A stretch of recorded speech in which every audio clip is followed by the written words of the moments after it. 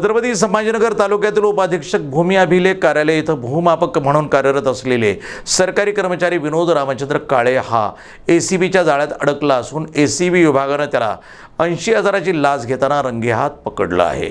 तालुक्यातील चापनेर येथील शेतकऱ्याच्या जमीन मोजणीसाठी 40,500 शासकीय रक्कम आणि लाचेची रक्कम म्हणून 39,500 रुपये साक्षीदारासमक्ष रंगेहात पकडण्यात आले असून मध्यरात्री शहर पोलीस स्टेशन या ठिकाणी गुन्हा दाखल करण्यात आला आहे। पुढील तपास पोलीस अधीक्षक संदीप आटोळे आणि अप्पर पोलीस अधीक्षक मुकुंद आघाव यांच्या मार्गदर्शनाखाली सापळा अधिकारी पोलीस निरीक्षक नंदकिशोर क्षीरसागर यांनी सापळा रचून police head constable Nagargoje, Rajendra Sinkar चालक चंद्रकांत शिंदे यांची नेमणूक करत यशस्वी सापळा रचला आणि उपअधीक्षक भूमिलेख विभागाच्या मोकळ्या प्रांगणात पैसे देताना रंगेहात पकडण्यात आले।